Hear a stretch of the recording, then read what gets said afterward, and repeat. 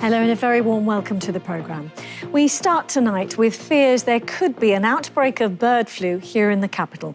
It's after nearly 40 swans were found dead in East London near Canary Wharf. Tests are now being carried out to determine the cause of death. Those who work on the waterways in the area say they feel powerless and are finding more dying birds every day. People are being warned not to touch or pick up any of the dead animals. Thomas McGill has more and a warning. You may find some of his report distressing. So I'm looking for any birds that are potentially in distress, sort of doing abnormal behaviours. Ben's out assessing the docks near Canary Wharf after 30 dead swans were discovered in recent days. And it's not long before he comes across another devastating find that may be distressing to some. Goodness, so Ben, look at this. What are we looking at now here? So unfortunately, this is one of the casualties we've been talking about. It's a dead swan, and one that's also looking really unwell beside it as well. Yeah, really unfortunate. It looks to be a victim of avian flu. That's yet to be confirmed by DEFRA, but whatever is causing this latest outbreak of sudden deaths, experts say it's a worrying time for the bird population locally. Swans are very common, but this is a significant amount of deaths in a very short space of time, so it is very concerning. Well, DEFRA say they are aware of a number of swan deaths here at Millwall and West India Docks and are investigating as part of the Dead Wild Bird Surveillance Scheme. It's not the first suspected outbreak this year. 25 swans were reported dead in Newbury, 20 were recovered in Reading and 48 in Windsor. Volunteers from the Swan Sanctuary now fear they could all be linked. We've been kind of hoping that it wouldn't come this far south, but I'm afraid it has. And do you think they're linked then to the outbreaks further up the Thames? Well, only in the sense that I think it's the same illness. How it's come down here, well, presumably there have been birds that have come down, so one way or another they've spread to the flocks down here. So what is bird flu? Experts say it's a disease that's highly contagious, caused by the H5N1 virus. It predominantly affects birds, but other animals can contract it, like cows, foxes and otters. And in rare circumstances, humans can catch the virus too, which can be fatal. And that's why the advice from DEFRA is not to touch or pick up any dead or visibly sick birds and to wash hands thoroughly if you do come into contact with wild ones. Thomas McGill, BBC London. Next, wherever you live in or around the capital, you'll probably be aware, of course, of the issue of speeding traffic. And in one part of southeast London, people have been taking the matter into their own hands, quite literally, because they feel the authorities haven't done enough to stop cars breaking the 30-mile-per-hour limit. Residents in Bromley say they've sent police more than 1,000 reports of vehicles speeding and have even bought their own speed gun to clock the speed of drivers using their roads. Chris Legg has spent the day there. Susanna and husband Donald. So worried are they about cars breaking the 30-mile-per-hour limit on Sywood Road in Bromley, they bought their own speed gun. Wow, what have you got there? So that was 43 miles an hour. Is that the fastest you've seen today? It's the fastest we've seen today, yeah. It's quite representative of what we get along here. We regularly get people doing 35 to 40, that kind of range. David is among others concerned. You know, this is a residential road. So, you know, and there are a lot of children along here. And my elderly mother, who's 94. If you're adding in a 40-minute bus... Sywood Road leads on to Godwin Road, where Becky lives. I'm a mum and I've got young children, and there are a lot of young children who live across this road and elderly people too. And it's really daunting that when you're trying to cross the road safely, the cars shoot along so fast you actually don't have any time. And it's, you know, I'm just worried that there'll be a really bad accident one day. The residents say since 2019 they've reported over 1,000 speeding vehicles to police. Some want a speed camera put up or more police speed checks. The Met Police has told us it conducts regular speed checks in Bromley, including here on Sywood Road and Godwin Road. It says its local policing team has invested in more speed cameras and trained more officers to conduct speed checks. And it says it will continue to work with the council to improve road safety. The council has provided a sign telling speeding motorists to slow down, but residents want chicanes or planters installed. The council says with a limited budget, it has to prioritise more dangerous roads. There has to be 5 or more personal injury accidents in a location over 3 years. And we have places like that where we have those accidents. And it would clearly not be sensible to take the money to help improve those schemes and give it to a road that hasn't got an accident record. But you'll appreciate how that sounds to residents, that you've got to wait for 5 accidents before you try to calm down speeding traffic. Well, as I said before, the money we've got has to be spent where it can be used most usefully. And we have in recent years put it where there are the serious accident records. And our record is proven. Over the last 20 years, we've seen a 50% fall in the number of serious accidents in Bromley, and that's the largest fall in London. Residents insist there have been accidents here. For those who want the traffic to slow, a solution can't come quickly enough. Chris Slegg, BBC London. Good to have you with us this evening. Plenty more to come before 7, including... She's really cute and soft. We catch up with some of our Make a Difference winners as you get the chance to nominate your local heroes.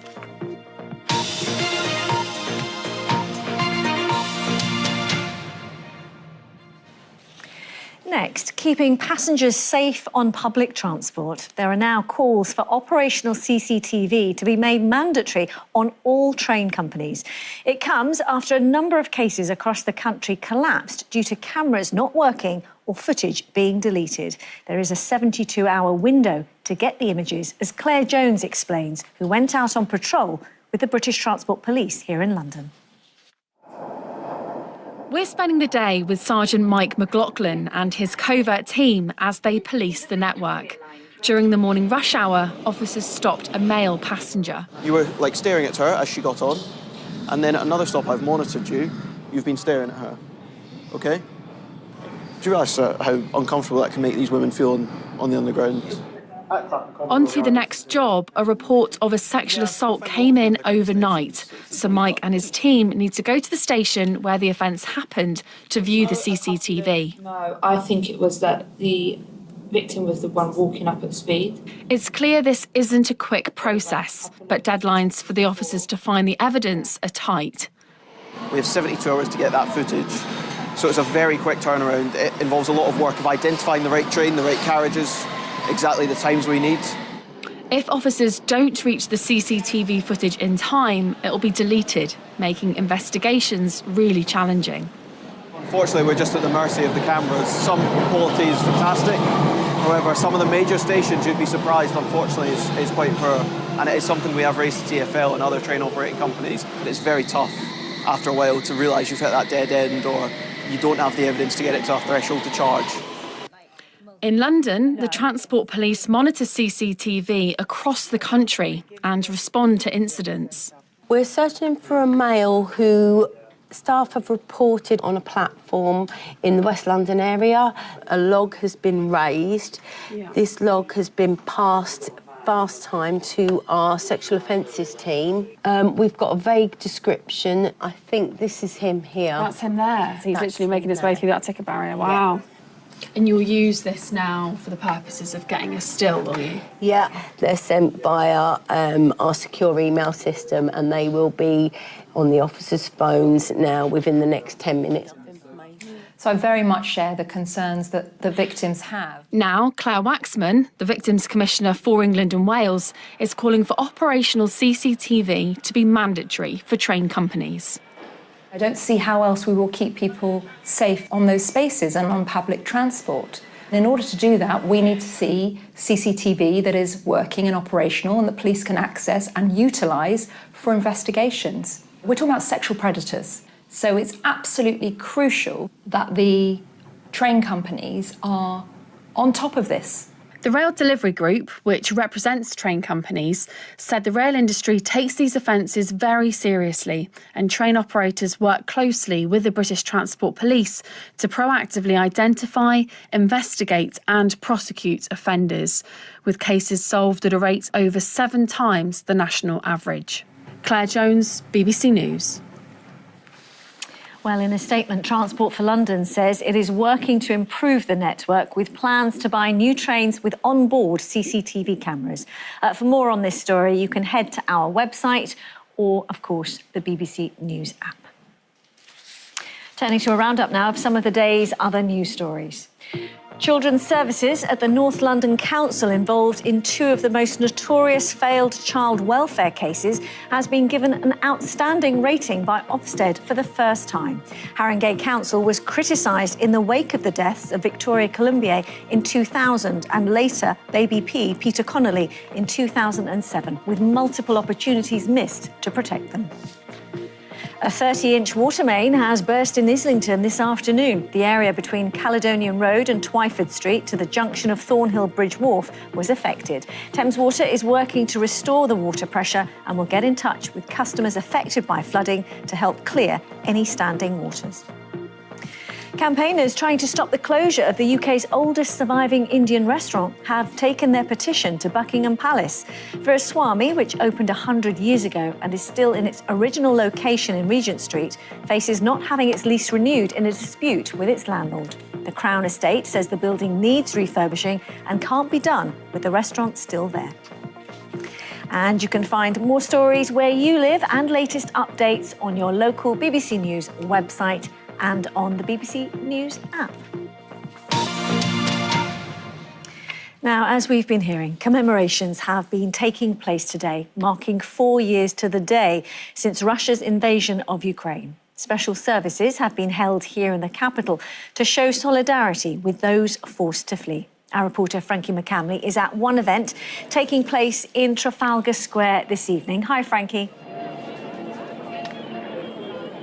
Well, hello, Riz. Trafalgar Square this evening is lined with Ukrainian flags. You may just be able to see them behind me. And take a look over here. Even the fountains have been lit up in yellow and blue, the Ukrainian colours. And then just behind me as well, this is the stage. So tonight we're going to see lots of EU ambassadors taking to the stage, giving speeches. We've already seen lots of sound tests taking place for famous Ukrainian singers who will be performing on there this evening. But it's not just about who's on the stage, it's who is off it this evening. Lots of people here to show solidarity to one another. Remember, there are lots of Ukrainians living here in the capital. And I've been speaking to Oksana, who moved from Kyiv for her safety and her children's safety, alongside Lisa, who is her British host, who have been looking after the family. Oksana's the 5th guest I've had.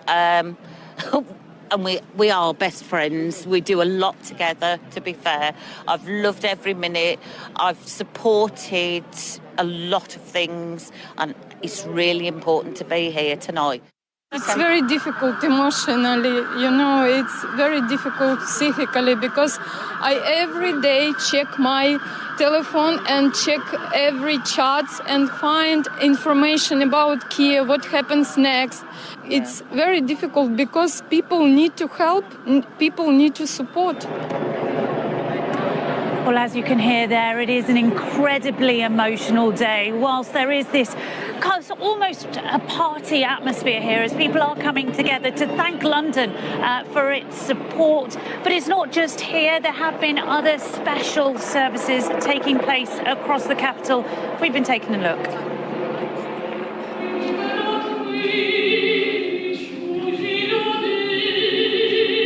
4 years of war has taken its toll on the community here at the Ukrainian Catholic Church in central London, coming together for a service with no lights on. We've decided to be in solidarity today with our brothers and sisters in Ukraine in a symbolic way. To recognise the difficulty those living without electricity in the country are facing.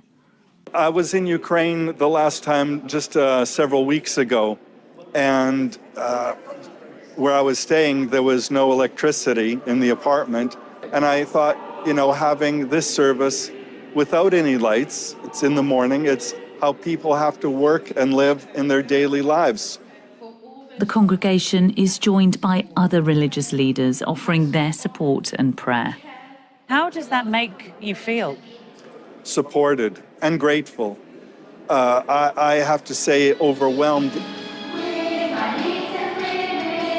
Among those performing, the St. Mary's Ukrainian Children's Choir. Some fled Ukraine with their families. For now, the capital is home, as the war back where they used to live shows no sign of stopping. Frankie McCamley, BBC London. A crowdfunding campaign to help a farmer to remove toxic waste illegally dumped on his land in Hertfordshire has gone past its target of £45,000. The farmer in his 80s was left with 200 tonnes of rubbish in his field last summer, but couldn't afford to clear it. The Environment Agency said while it does everything possible to ensure those who flight it pay to remove it, it's the landowner's responsibility if that's not possible. Well, on that note, we want to know about rubbish on the street where you live, from bin collections to recycling in your area or in your own home. Tomorrow, we'll be taking a closer look at the issue. So if you have questions about it, please do send them in to us. That address, as you can see there, hello BBC London @bbc.co.uk. Still to come before the end of the programme. We meet the Londoner, aka DIY Dad, giving everyone a bit of do-it-yourself help online.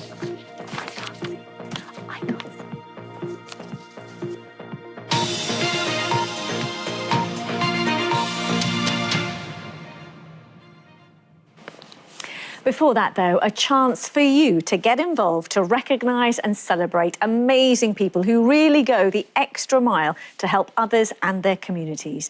The BBC Radio London Make a Difference Awards are back this year, where we get to honour some of the everyday Londoners doing extraordinary things. There are 8 categories.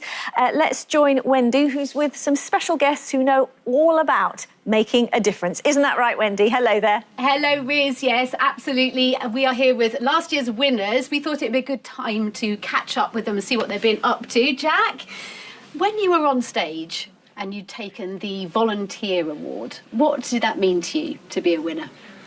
It was overwhelming, very, very overwhelming, but it was a sort of a highlight to the progress I've made, the journey I'm on, the journey I'm going to continue. So yeah, it was very overwhelming, but it was also, inspired me to keep giving and pushing more to people that deserve it and need it. Yeah, and just remind us what it is that you do. So I'm the founder of Percy's Homeless Hub.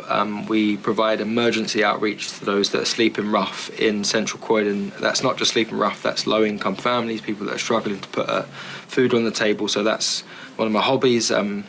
We started very small, we've snowballed into something magical. So that's Percy's Homeless Hub. And then I've also got Percy's Honest Hour, which is new. It's a suicide prevention charity for men where we meet up every single Tuesday and we just sort of connect, talk about things that we're struggling with and learn how we can help each other as guys. Amazing. Great work, and it's so good to see you again. Thank you. Also back with us is Babs and Molly the dog, and you bring joy, don't you, to Croydon University Hospital. Yes. What sort of reaction do you get when you and Molly go to visit the poorly people in the wards there? Well, I sit down beside the bed and she's on my lap, so she's at the level of the patients. And people say, it's made my day. And I said, well, you've made my day by saying that. It just makes it worthwhile. Yeah. So. And what difference did it make to you when Molly had the Animal Award? Yeah, it's marvellous. I can't believe it. I thought she doesn't do much. But she's award-winning, so there Yes. you are. She is an award-winning pooch. She's doing very well at the moment. And, well, it's lovely to see you again as thank well. you. And this is the last person who's going to be upstaged by the cutest cockapoo in the world, Raphael, because you are an exceptional young man. You really are. You raise lots of money for Teenage Cancer Trust, and also you're very busy at school, I know. And you can't stop winning awards now, it seems. Since you became the Young Hero Award, what else have you won? True Little Heroes, Young Sports Leader. I won Honest Award for like Best Sibling Award, and then recently, last week, I won the Hammersmith Civic Award. I got special recognition for that. Yeah. Well done. Thank you. Yeah, amazing. And I think that is worth celebrating that. And that's all while doing some quite tough subjects at school. What are you studying? Triple science, geography, and Spanish, and then I have RS